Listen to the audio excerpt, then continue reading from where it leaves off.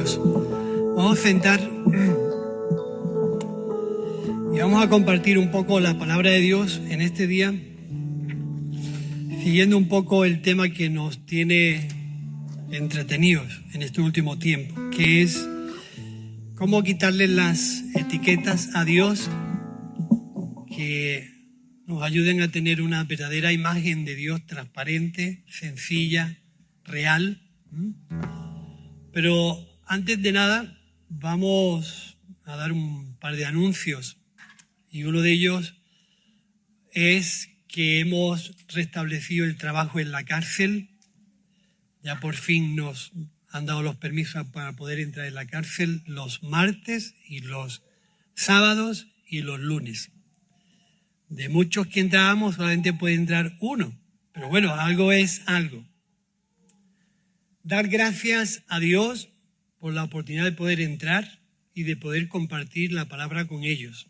Digo que por lo que me cuenta Enrique, él tuvo un buen tiempo este sábado y lo recibieron muy bien, acogieron muy bien la palabra de Dios, tuvo un buen tiempo con los hermanos y la verdad es que el trabajo que se ha hecho durante 1 año y medio antes, pues ha dejado huella en el corazón de los internos y también en el corazón de los dirigentes de la cárcel. Hay un buen testimonio del trabajo hecho en la cárcel. Y hay una reclamación y una buena disposición en facilitar todo para que cada vez se pueda hacer ese trabajo con mayor libertad y con mejores medios. Que lo importante es que podamos entrar con libertad y podamos hablar con libertad a la gente que está sin libertad. ¿No? Y entonces allí el tema está en que ellos viven como vivimos nosotros en nuestras casas. 50, 70, 80 o 90 internos en un patio, todos sin mascarilla, allí se pueden besar, se pueden abrazar, allí viven como nosotros en nuestra casa. Pero los que entramos de fuera no nos podemos quitar la mascarilla en ningún momento. Pero ellos están allí, genial. Y otra cosa es anunciar que Mesa Turquesa ha cambiado el horario de la tarde a la mañana durante todo el mes de agosto. Estamos recibiendo a la gente todos los días de lunes a jueves de 10 a 12 de la mañana para enseñar español, para enseñar inglés, para intercambiar historias con la gente que se llega. Y bueno, la buena noticia es que el viernes Antequera Solidaria, que tiene un piso de acogida para madres solteras con niños menores de 12 años, pues nos llamaron para que atendiéramos para enseñar español a 2 mujeres que van a ir el lunes a aprender español. Eso significa mucho. Eso significa que las entidades funcionan, que las amistades son reales y que cuando hay una necesidad las entidades se relacionan y funcionan. Por eso es un motivo de oración para que podamos estar orando, para que Mesa Turquesa, que es un lugar de encuentro donde los españoles, inmigrantes y refugiados tienen su lugar de encuentro para aprender idioma, tomarse un café y leer o simplemente engancharse al wifi con su familia que viven en distintos sitios. Y creo que es una herramienta que está funcionando muy bien y la Iglesia debe tomar un poquito de compromiso en orar para que eso vaya cada vez a más. Y bien, vamos a abrir la Biblia por el capítulo 15 del Evangelio de Lucas. Antes se me olvidó saludar a los hermanos de Almería. ¿Sabéis que hay un grupo de hermanos de Almería que nos siguen? Campillos también, Rosa Porfín y Alfonso, ellos nos siguen desde Campillos. Y a los de Lucena. En la historia del Evangelio de Lucas, capítulo 15, es una historia donde se ha predicado mucho, se ha enseñado mucho, la hemos compartido mucho aquí y hemos oído mucho acerca de ella. Es la historia del hijo pródigo. Algunos libros dicen la historia de los dos hijos perdidos, ¿no? O de las cosas perdidas.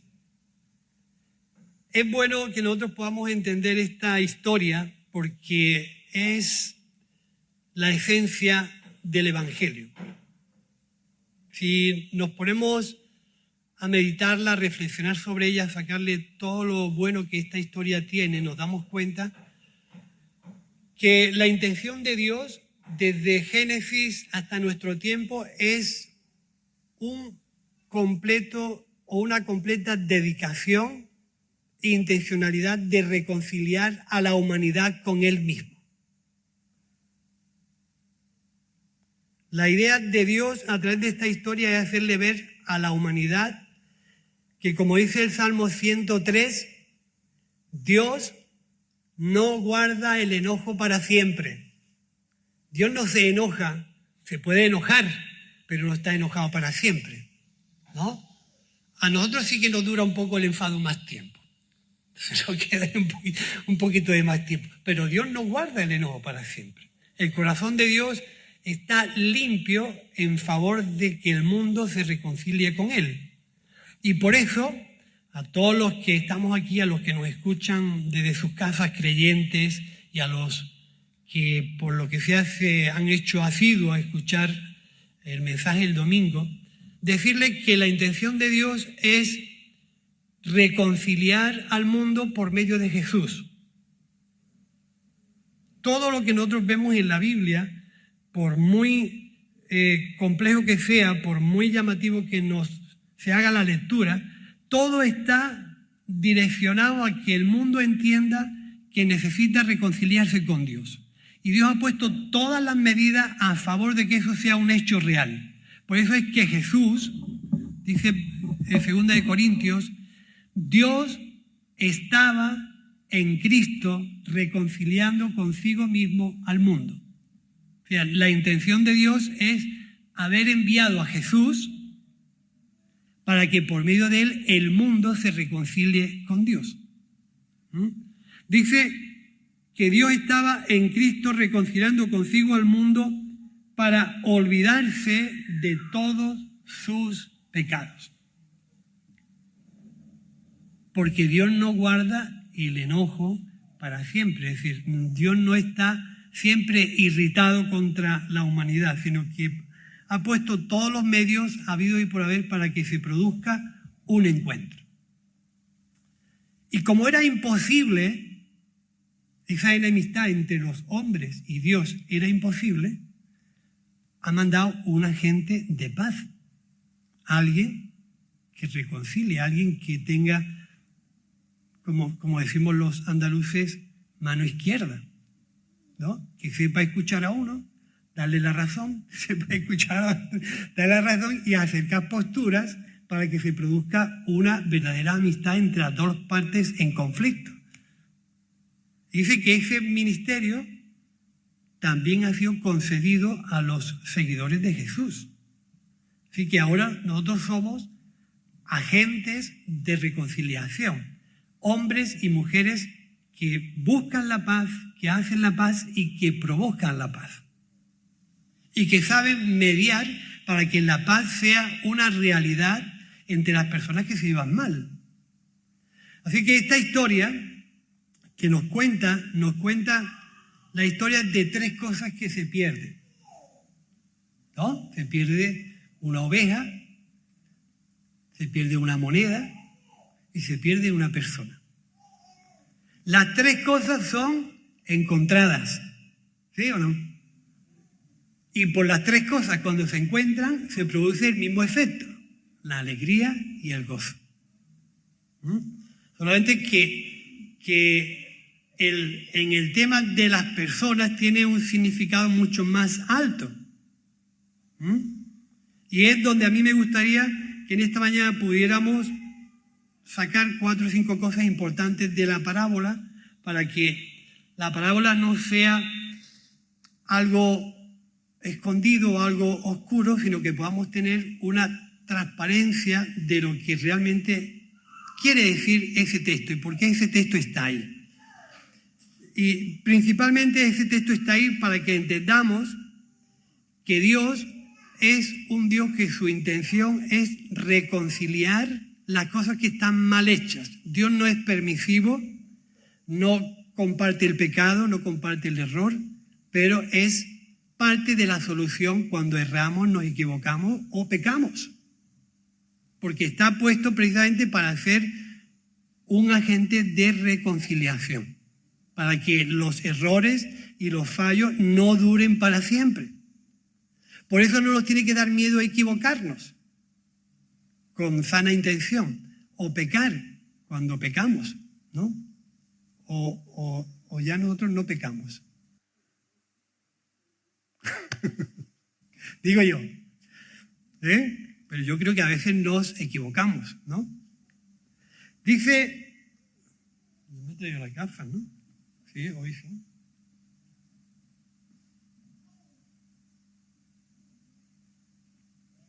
Hoy sí me he traído las gafas. Vamos a leer el capítulo 15 del Evangelio de Lucas. Y dice, se acercaban a Jesús todos los publicanos y pecadores para oírlo. Y los fariseos y los escribas murmuraban diciendo, este recibe a los pecadores y come con ellos.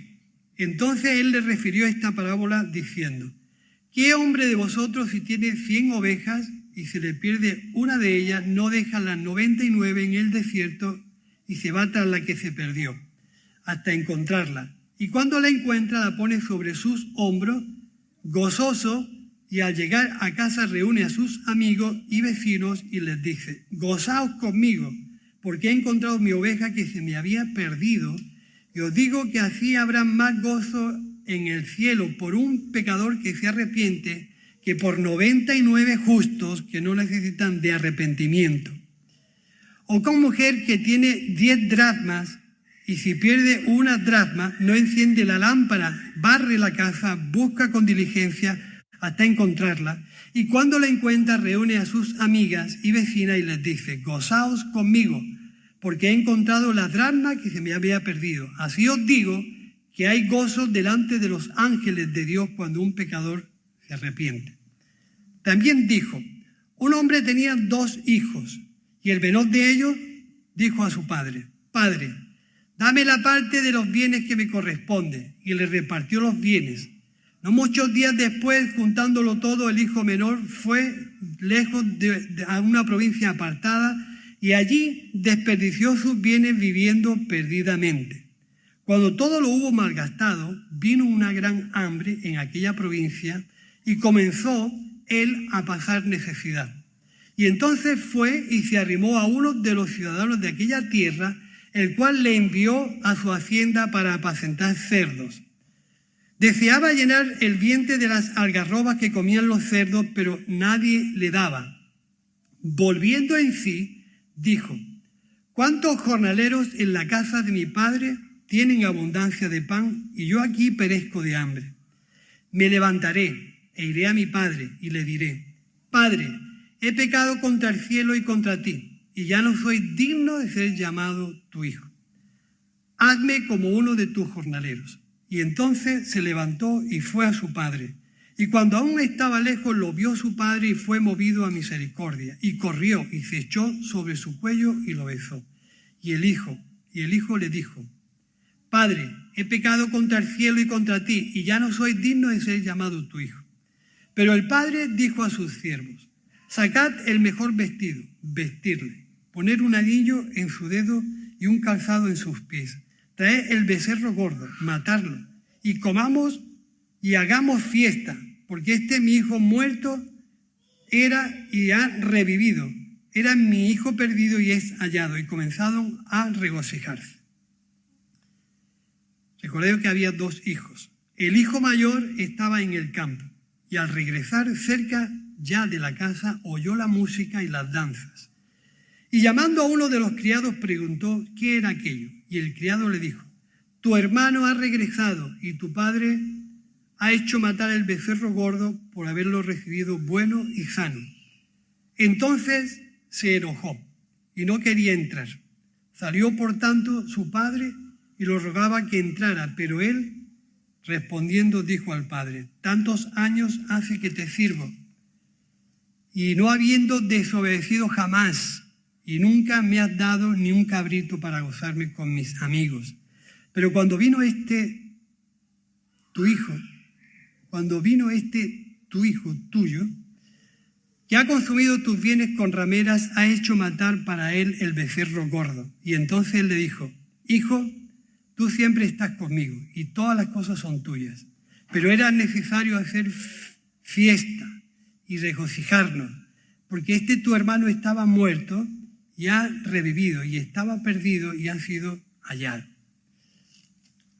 Esta es la palabra de Dios, que debe de buscar un lugar en nuestros corazones, pasar mucho tiempo, buscar profundidad y hacernos entender el propósito de Dios para que nosotros podamos dar mucho fruto. Si la palabra de Dios no se entiende o no se comprende lo que quiere decir, la palabra del sembrador dice que cuando no se entiende lo que se escucha, viene el malo o el mangui, como le dice Bonnie de Loja, viene el malo y te roba lo que escuchaste. Por eso es muy importante que la palabra de Dios, cuando la leamos, la meditemos, reflexionemos con ella, seamos capaces de entender lo que quiere decir, porque si no nos quedamos como una semilla que se echa en lo alto de un ladrillo y ahí le podemos dejar 100 años que ahí no va a crecer nada.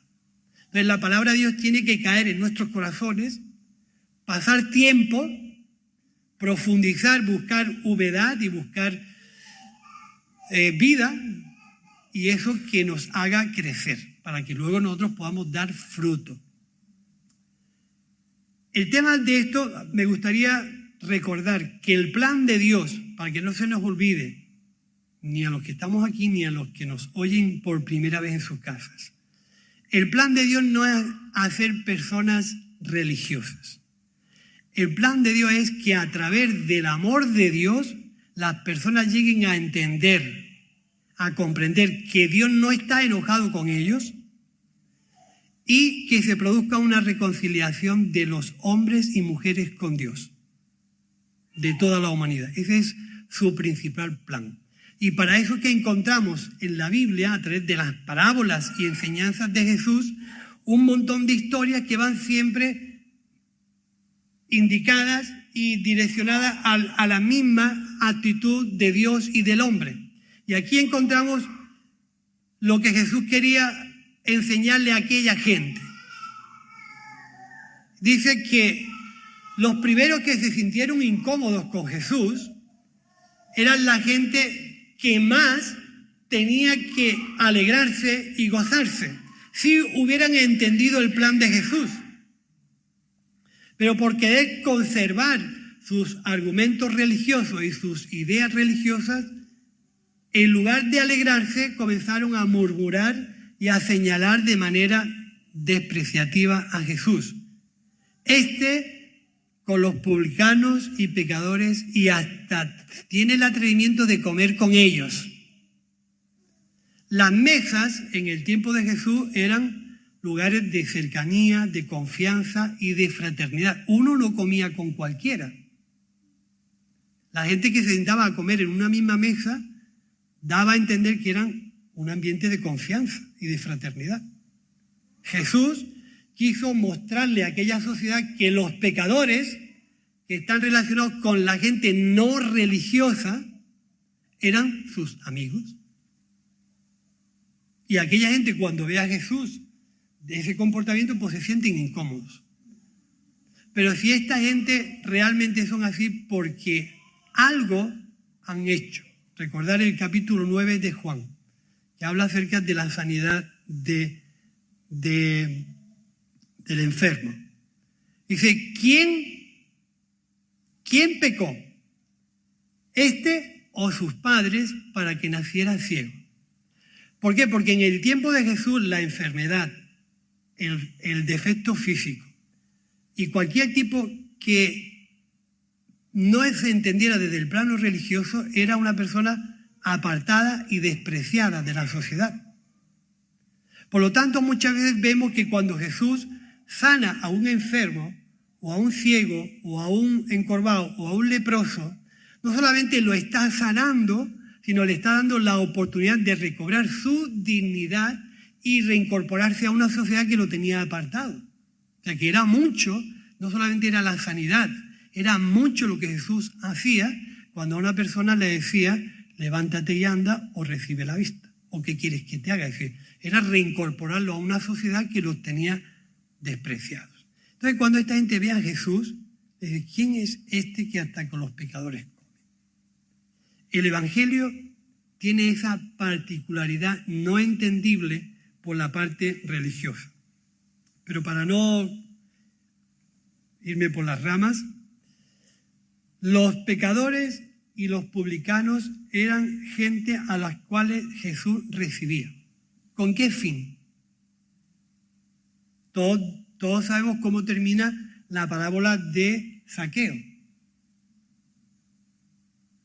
¿Sabéis cómo termina la parábola de Zaqueo? Porque el Hijo del Hombre ha venido a buscar y a salvar lo que estaba perdido. ¿Sí? Ese era el fin de Jesús.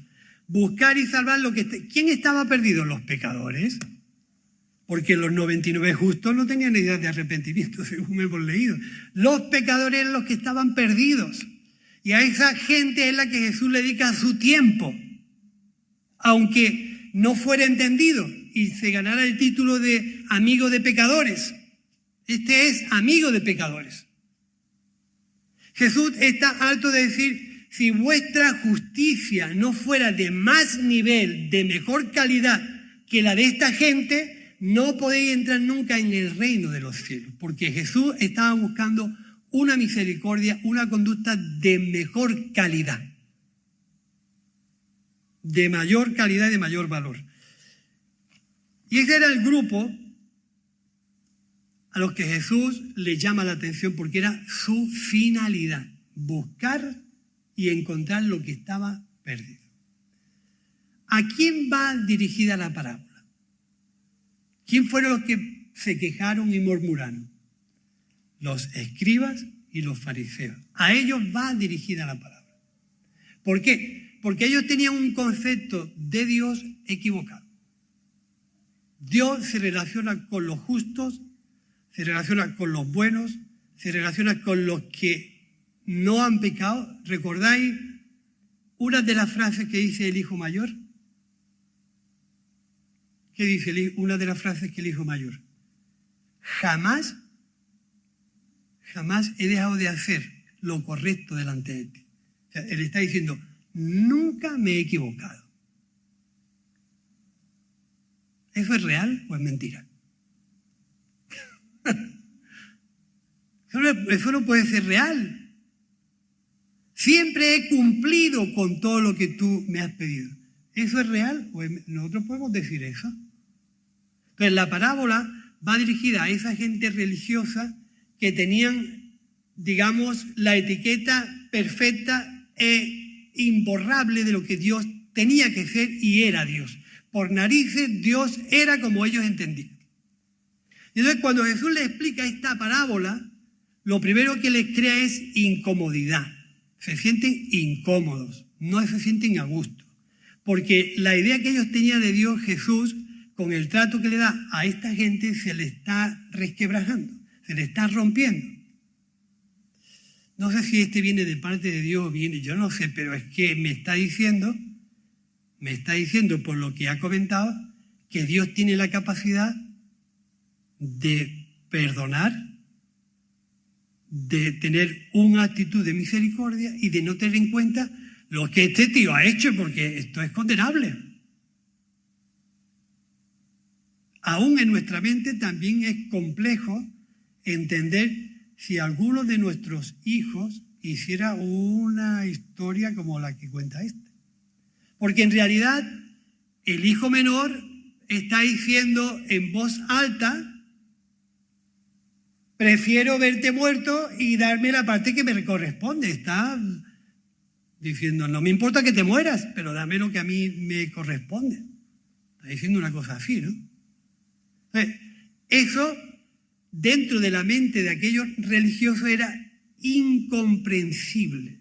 Como un tío que ha hecho esta fechoría, me presenta a un Dios que es capaz de abrazarlo, en lugar de coger una metralleta o en lugar de cerrar la puerta. Fijaros esa contradicción que se crea entre la mente que tenía este grupo y lo que Jesús trata de explicar. El argumento principal de la parábola es el perdón y la misericordia de Dios, que es sin límites y sin obstáculos y sin barreras.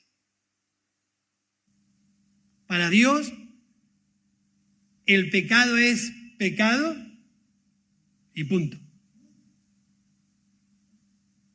Nosotros, por nuestra mente católica, o los que éramos católicos, así como Bernardo y yo no éramos católicos, había niveles de pecado. Había pecados veniales que no eran tampoco muy grandes, pero ¿no? Tenemos una clasificación en nuestra mente que lo que está mal no es tan mal, que esto no está tan mal, que aquello no es tan grave, pero hay algunas cosas que las vemos horribles. ¿O no? No es lo mismo mentir, porque eso es una mentirijilla que se ha hecho sin intención, pero mentir es mentir, ¿no? O ser infiel, es que lo hice sin darme cuenta, ¿no? Entonces, claro, nosotros clasificamos, eso es horrible, a que no lo vemos igual. Si somos sinceros, no lo vemos igual, no vemos lo mismo una infidelidad que una mentira. A que no lo vemos igual. Algo es horrible y lo otro es pasajero. Bueno, pero sí ha sido... No quería decir lo que dije.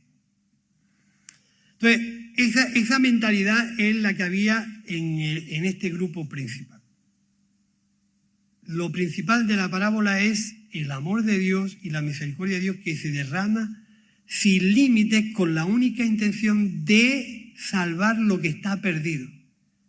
Para salvar lo que está perdido hay que invertir, hay que apostar, hay que arriesgarse, hay que comprometerse, hay que poner. Si no arriesgamos y ponemos, lo que está perdido nunca va a volver. Entonces, la idea es que a través de este cuadro, de esta película que se relata en este texto, nosotros podamos entender que Dios tiene una gran preocupación por la gente que está perdida. Y que para eso no va a escatimar ningún esfuerzo, aunque le cueste la vida. Aunque tenga que ir a la cruz, aunque tenga que ser despreciado, aunque tenga que ser escupido, aunque tenga que ser vituperado, aunque tenga que ser, le falte el honor y la honra y la dignidad y digan, ¿este quién es? ¿No? Y puedan decir, pero de aquí de Galilea puede salir algo bueno. ¿Quién es este? Pero este no es el hijo de tal. Y conocemos a sus hermanos y a sus hermanas. ¿Este que nos puede traer a nosotros de nuevo? Sin embargo, en el corazón de Jesús, trata de enseñarle de que la humanidad está dividida en dos partes. La gente que, como el hijo menor, coge y se individualiza de Dios, se hacen ateos, buscan sus propios esfuerzos, sus propios medios, terminan diciendo yo no necesito a Dios para vivir, yo puedo con mis propios esfuerzos, mis propios medios buscarme la vida, Dios no es importante para mí, tal, y más. Y la gente religiosa, que tiene en cuenta a Dios bajo unos principios y unas formas, y así más o menos el mundo está dividido. Esos son lo que representan los dos hijos. Uno representa una humanidad que no le interesa a Dios para nada, que tiene la capacidad de decirle, yo vivo de espaldas a Dios, porque no es nuevo. No es nuevo esto. Pensad que el Génesis empezó con un problema parecido. Dios le plantea una forma de vida y ellos dicen, decidimos vivir por nuestra cuenta. No necesitamos a Dios. ¿No? Y desde ese momento el hombre y la mujer dejan de entender y comprender los planes de Dios. Desde ese momento Dios se plantea un plan de reconciliación por la humanidad. Desde ahí hasta nuestro tiempo. Y no para a través de etapas, de pueblos, de personajes, de profetas y de gente que ha intervenido en la historia hasta que viene Jesús y Dios culmina el plan de reconciliación por medio de Jesús. Y cuando Jesús trata de enseñarle a la gente de su tiempo en qué consiste la intención de Dios, no lo entiende. Y estos dos hijos que siempre cargamos las balas y el desprecio y el mal prestigio y la mala fama sobre el hijo menor. Pero ¿sabéis que el hijo mayor estaba tan perdido o más que el hijo menor? Este hombre perdió 2 hijos, no uno, perdió 2. Los 2 con actitudes diferentes, pero tenía los 2 perdidos. Y la función del padre, que representa a Dios, es que quería rescatarlos a los 2. Y quería tenerlos bajo su casa. Y quería que la bendición de Dios cayera sobre los 2. Y uno, por su mala cabeza, que se fue por ahí, dice el texto que volvió en sí. ¿Sabéis lo que es volver en sí? Es como darnos cuenta de que estamos viviendo un error. Y si hay una posibilidad de mejora, yo la quiero. Pues dice que volvió en sí y reflexionó con lo bien que yo estaba en la casa de mi madre o de mi padre. Siempre hemos dicho que como en nuestra casa no se come en ningún sitio. ¿Sí o no? Como los potajes de nuestra madre, no hay ninguno. No lo puedes decir delante de la mujer, porque entonces comes lechuga todos los días. ¿Vale? Pero siempre hemos hecho referencia al hogar y a la casa paterna, a nuestro sitio familiar, donde nos encontramos a gusto y todavía, aún siendo mayores, recordamos con ciertos nostalgia el tiempo con los hermanos, la olla grande en lo alto de la mesa, tu madre allí con el cazo echando los garbanzos. Yo recuerdo ciertas historias de ese tipo y me gustaban. Entonces siempre recuerdas ciertos argumentos que te dan satisfacción de que aquello era bueno. Pues este hijo menor reflexionó y dijo, ¿y si mi padre me diera otra oportunidad? Por probar, ya estoy perdido, ya lo tengo todo perdido. Pero si hubiera una oportunidad que me dijera que sí, pues esto de comer algarrobas. ¿Habéis comido alguna vez algarrobas? Yo sí, de niño. Eran como las habas marrones que sabían como a canela. Yo la he comido. La comía por hambre, no la comía porque era un postre, que había hambre. ¿Vale? Pues para un judío, estar en ese ambiente era lo más horrible socialmente que se puede. Estaba cuidando cerdos. Y deseaba comerse la comida de los cerdos, todavía más para abajo. O sea, su vida social cayó hasta lo más profundo. Y eso fue lo que lo hizo recapacitar. Y si mi padre, con lo bien que yo estaba con mi padre, me admitiera, Dios es un Dios de oportunidades. Dios es un Dios de oportunidades que nos da la oportunidad de reconciliarnos y de levantarnos. El hijo mayor no lo entendió así, por su mentalidad religiosa. ¿Qué ocurre si un pastor fuera infiel? ¿Qué mentalidad tiene la iglesia para recuperarlo, restaurarlo, animarlo, volverlo? Es decir, la dureza de nuestra religiosidad, la dureza de nuestro pensamiento de que Dios tiene que castigar lo mal hecho, el error, el fallo, es que tiene que castigarlo porque eso no puede tratarse de otra forma. Esa mentalidad religiosa fue la que le dio al hijo mayor una actitud fea, despreciativa y de poca alegría frente a su hermano caído, porque tenía a su hermano caído, perdido. Y lo que vio fue la actitud del padre no de ignorar, no de no pensar, si yo no lo abrazo a este no va a conocer nunca cómo reconciliarse con Dios. Pero hay algo importante que hay que notar aquí. El hijo menor se arrepintió después del abrazo, no antes. Es el amor de Dios el que participa en el corazón del hijo menor para arrepentirse. Con lo cual vamos a sacar una lección importante. Es el amor que Dios ha derramado en nuestros corazones en favor de aquellos que sabemos que la han pifiado, que se han equivocado, que la han errado. El amor que Dios ha puesto en nosotros a favor de ellos lo que va a producir una actitud de arrepentimiento. No al revés. A veces nosotros queremos que se arrepientan y luego mostrarle el amor. Pues aquí es al contrario. Primero se muestra el amor de Dios y luego viene el arrepentimiento. La parte religiosa fue la que no entendió este plan.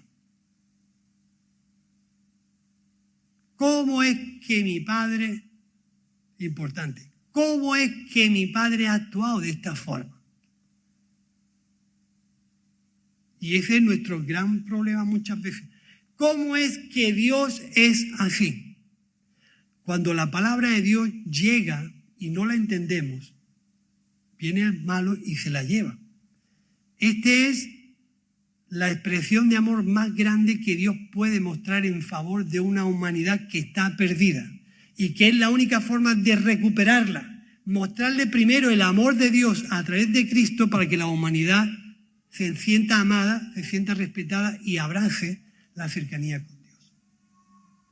El hijo mayor dijo, yo por ahí no entro. Ha pecado y hay que apedrearlo. En otras palabras está diciendo eso.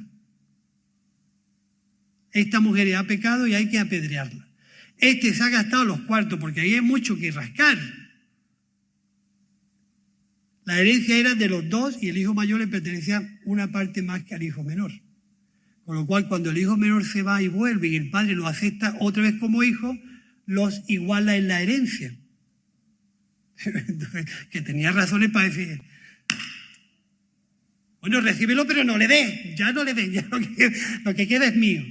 Y es importante muchas veces entender cómo es el amor de Dios, que es tan alto que no lo podemos alcanzar, tan profundo que no podemos, tan ancho que no podemos hablar. Así es el amor de Dios.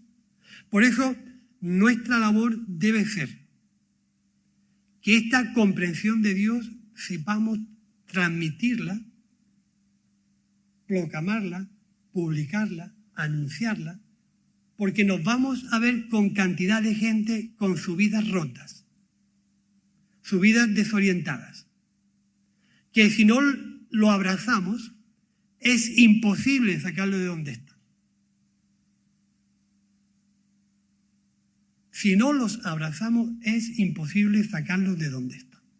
Por eso la parábola esta que tiene mucho que compartir, yo quiero terminarla con una reflexión nuestra. ¿Cómo te ves tú en este cuadro, en esta obra de teatro?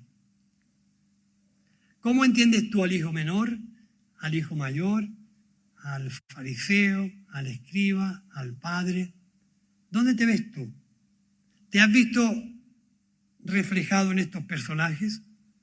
Y actualmente, ¿cómo recibes tú esta palabra en tu vida? ¿Estás en la parte que todo lo hace bien? ¿Estás en la parte que nunca se equivoca? ¿O estás en la parte que de cuando en cuando volvemos en sí y tenemos la oportunidad de corregirnos? ¿Cómo nos vemos nosotros en esta parábola? Y lo importante de esto es sacar una buena conclusión. ¿Tenemos nosotros derecho a decir algo de Dios porque Él es bueno? ¿O no tiene derecho a repartir Dios lo que es suyo como Él quiera? A nosotros nos gusta manejar todos estos asuntos. ¿Pero cómo se va a tratar? Pero tú conoces, eso lo viví muchas veces en la cárcel. ¿Cómo eres capaz de ir allí? Porque se podrá. No le he hecho malo porque se podrá. Si tú conocieras eso. Nosotros solemos decir, yo no quiero conocer el error por el que tú estás aquí. No quiero conocerlo. Para que no me cree problemas, no me cree... ya sabes, no es lo mismo una persona que ha hecho abusos con niños que el que ha cometido un robo. Es decir, cuando conocemos ese tipo de historias, no es lo mismo en nuestro interior. Entonces yo no quiero conocer nada. Directamente llevarle el mensaje y que Dios pueda provocar en ellos un sentimiento de cercanía.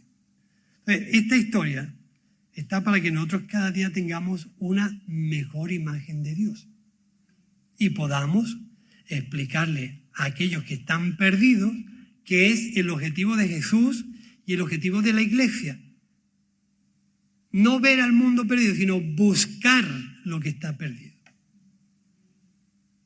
Buscar lo que está perdido, ir por él y mostrarle el amor de Dios. Así que oramos y damos gracias a Dios y luego creo que Magdalena va a pasar por aquí, ¿no? ¿Sí?